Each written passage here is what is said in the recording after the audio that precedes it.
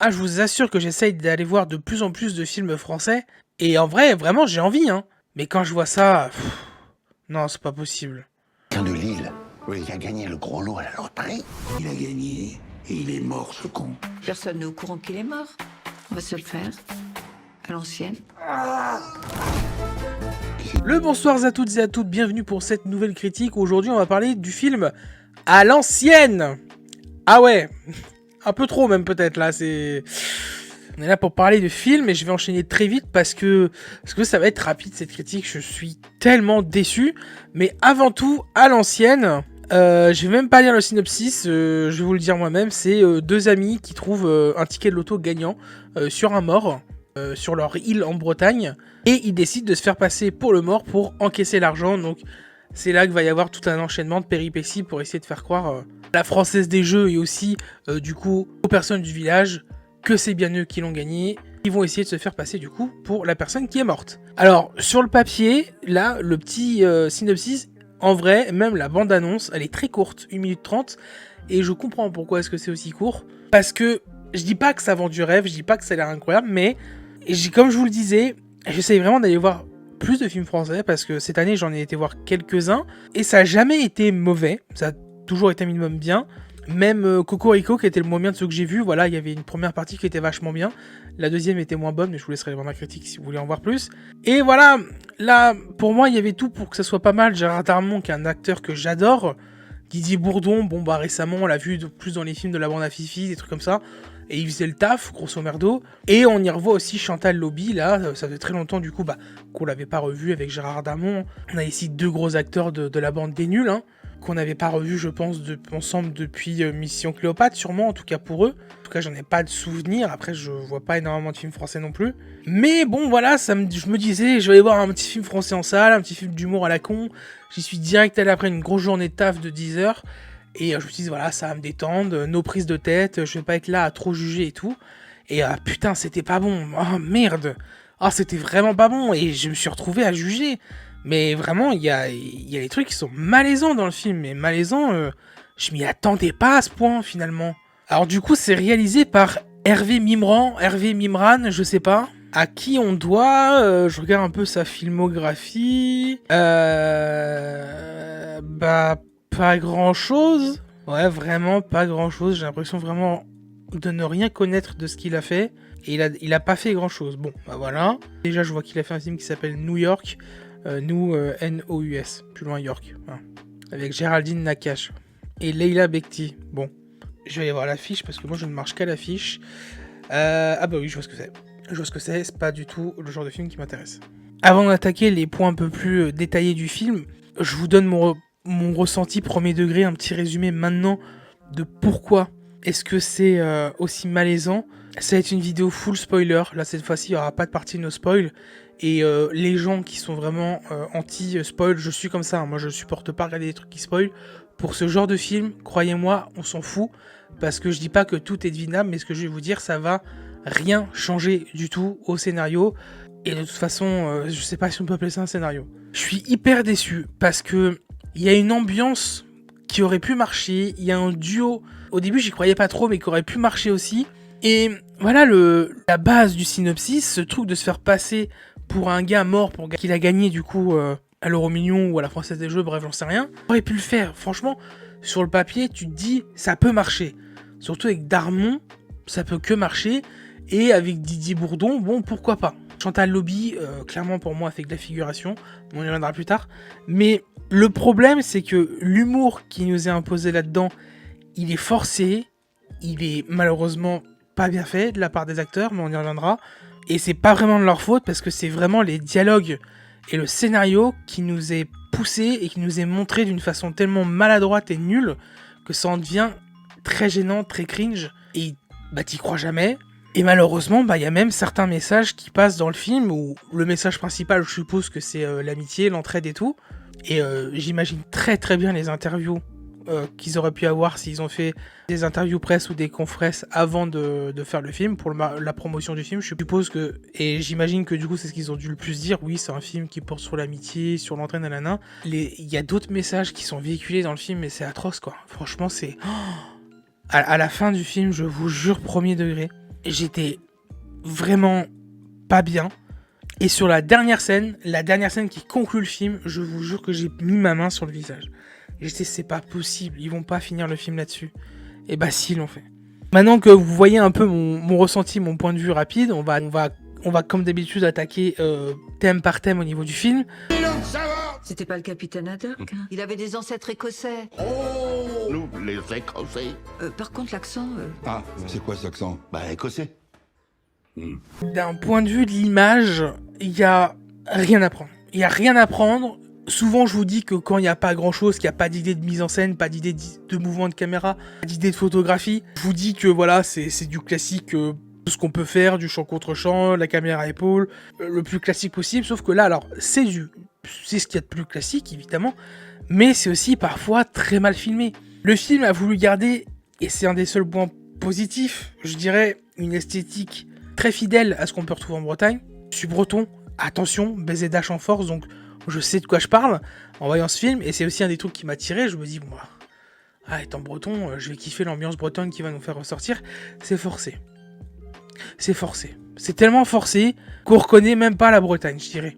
Même s'il y a cette attention de faire en sorte que ça se passe sur cette petite île en Bretagne, voilà, on voit une île de 40 habitants, 2 escrocs, 3 escrocs, voire peut-être même 39 escrocs, j'y reviendrai.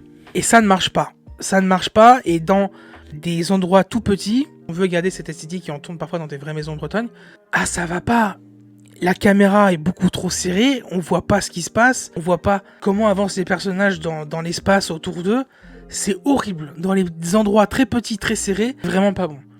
Je sais pas quel âge est le réal, mais là, mon pote, faut passer parfois à quelques petits plans larges pour qu'on puisse mieux y voir, parce que déjà que la caméra, elle est en constant mouvement dans des endroits comme ça, dans des mouvements serrés, mais dans des petites pièces comme ça, non, c'est pas possible. C'est oppressant, et du coup, tu te sens pas bien dans ces scènes-là, et t'arrives pas à vivre le truc correctement. Quand c'est des scènes extérieures, ça va, ça passe, mais alors les scènes en intérieur, comment c'est filmé, c'est horrible. Deuxième chose, la musique. Alors, peut-être un autre point positif pour ce film. Les musiques sont cool. Vous savez, souvent dans les films comiques, maintenant c'est comme ça, on apporte ce petit trait humoristique, on plante la scène, et on fait exprès de bien mettre en avant le moment qui fait qu'il y a une scène comique qui arrive derrière, et quand il y a cette petite scène comique qui arrive derrière, on met une petite musique pour accentuer le côté humoristique. Les musiques pour accentuer ce petit côté humoristique sont pas mal, sont vraiment cool. Et j'aime beaucoup ce qui est utilisé comme style d'instrument et tout. Et on a aussi, on retrouve évidemment de la musique bretonne. Et voilà, on retrouve un peu de la musique de bagade et tout. Donc c'est très cool évidemment. De musique traditionnelle bretonne. Et c'est tout, voilà, on va pas en parler plus. Je dirais que la musique, c'est très peu présent dans le film. Et c'est le seul truc sur lequel on peut pas dire grand chose. Monsieur Baudeval, Mantroudec. Oh, la loterie. Oh, quelle surprise. Habille-toi. Je suis pas vert. Jean-Jean, on dirait Mitterrand, là. Arrête. Je vais parler tout de suite de la réal et de la mise en scène. La réal et la direction artistique, compris dedans pour moi, et on parlera du casting et du scénar après, évidemment. Ah bah, je viens de voir un truc, j'ai une fenêtre pop-up qui vient de pop, là, Allociné, avec Didier Bourdon. Et marqué, c'est nul, ça fait mal au crâne. Noté 1,2 sur 5, c'est le plus mauvais film de Didier Bourdon. Merde, je suppose qu'il parle de ce film, évidemment, et vous le savez, je vais voir aucune critique, rien du tout, pour pas me faire influencer, mais bon, le film est nul et le film marche pas, ça m'étonne pas du tout au final. Même si pourtant, je suis quand même hyper bon public, vous pouvez le voir sur toutes mes critiques. Bref, je disais, oui, le réal, y a rien. Il n'y a rien, il n'y a aucune mise en scène, il n'y a aucune idée. Je vais pas m'étaler là-dessus, je me souviens de rien de vraiment bien là-dedans. C'est nul. Direction artistique, alors, je la trouve forcée au niveau du truc breton, et je la trouve pas incroyable. Je la trouve forcée parce que, bon, on y retrouve certains marins, et les marins, c'est des clichés, mais t'as pas plus clichés, quoi. T'as des vieux avec des cheveux longs, une grande barbe blanche, t'en as qui ont que la petite barbe ici. T'as des trucs comme ça, hyper clichés.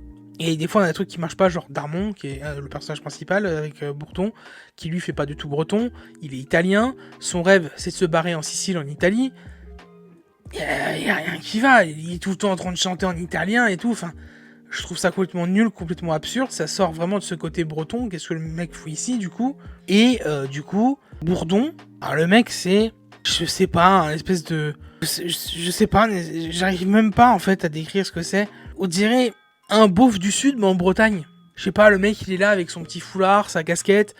Sous sa casquette, il a une teinture, il a toujours sa petite boucle d'oreille. Même un gars du Nord, en fait, enfin je sais pas, on dirait un beauf du Nord ou du Sud, j'en sais rien, mais qui est en Bretagne. Le mec fait pas du tout beauf breton, en fait. Pas du tout, ça ne marche pas. Alors oui, les noms, les prénoms, tout ça, oui, ça marche, c'est des noms bretons et tout, mais ça ne marche pas du tout. Et voilà, pour la direction artistique, on va s'arrêter là, voilà. Alors oui, c'est tourné dans un vrai village, oui, on utilise de vrais matériaux, oui, il y a certains costumes qui font forcer, mais bon, c'est là. Basta, on va pas en revenir sur plus. Quand on congèle, faut toujours mettre la date. Et on va apporter les 2 points les plus importants qui sont le scénario et le casting.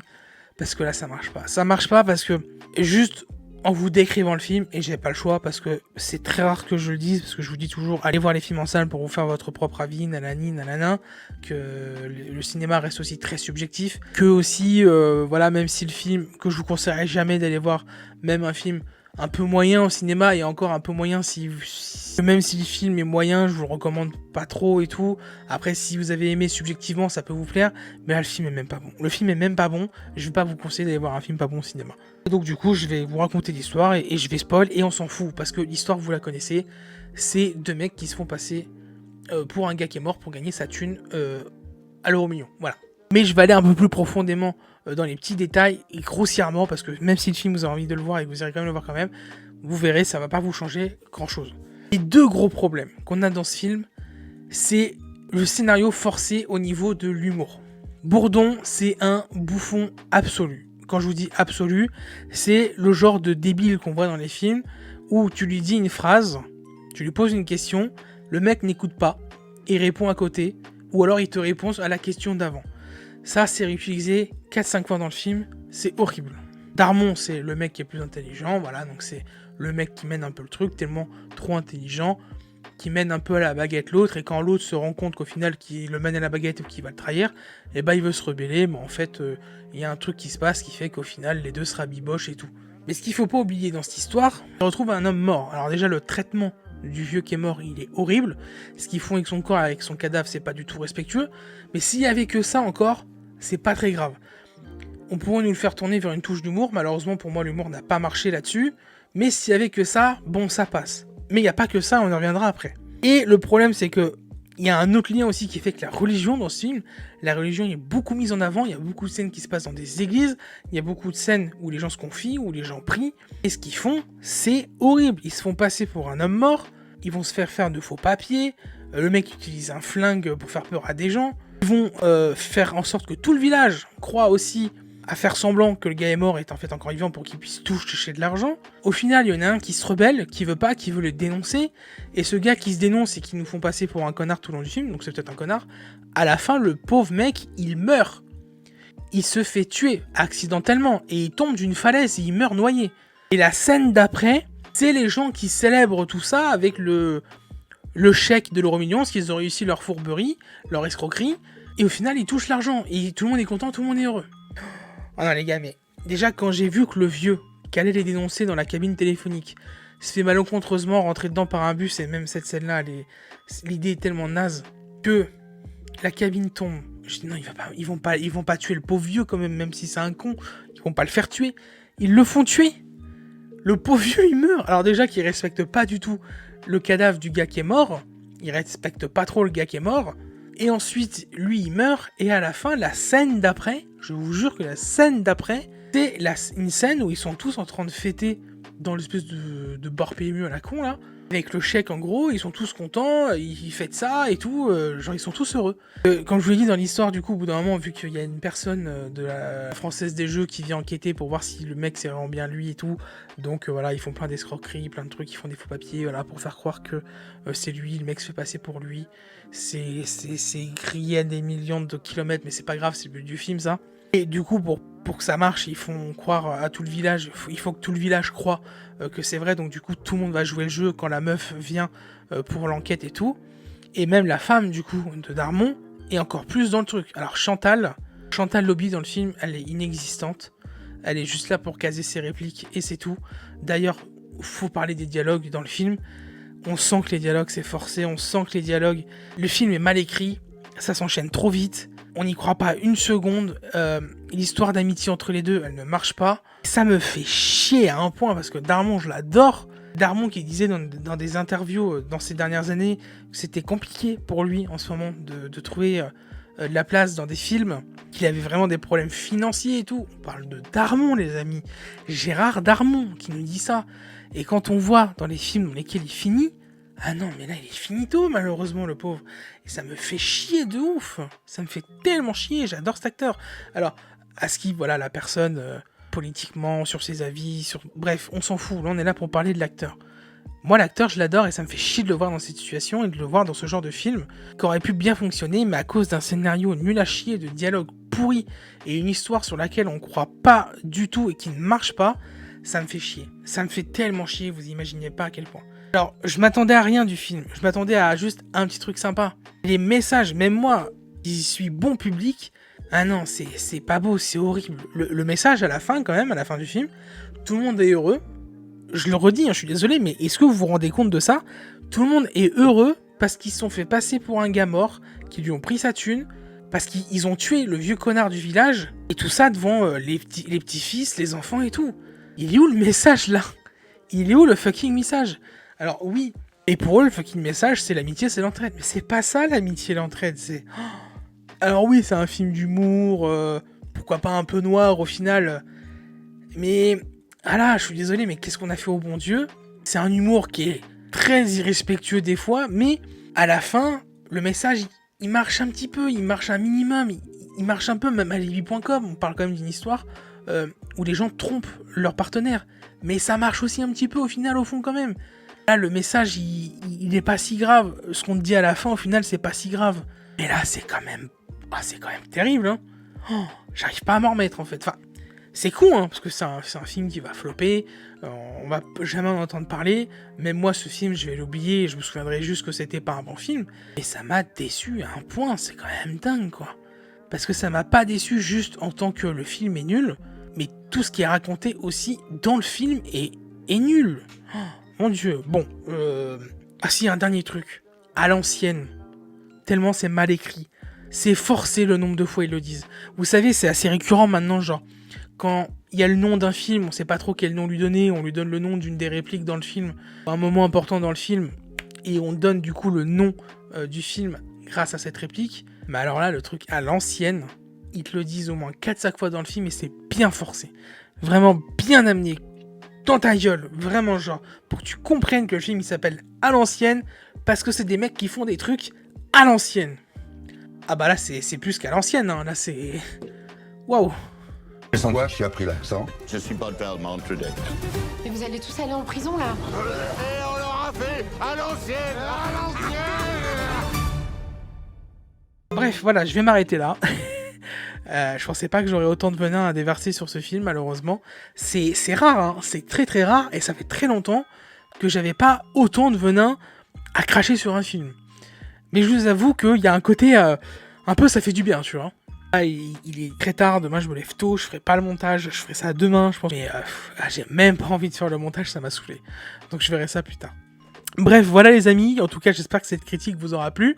Moi je vous invite évidemment à me suivre sur tous mes réseaux, à liker la vidéo, à la commenter, à la partager, c'est hyper important. Merci à vous. En tout cas le seul plaisir que j'ai eu c'est de retourner en salle et c'est un plaisir de me dire que maintenant que les vacances et la rentrée est passée, je vais pouvoir y retourner une fois par semaine et ça c'est un plaisir d'aller voir des films en salle une fois par semaine et comme je le dis souvent, il faut voir ce genre de film nul pour vous rendre compte à quel point d'autres films sont incroyables. Merci à vous et moi je vous dis à la semaine prochaine pour une de ces 2 prochaines critiques. Ciao ciao.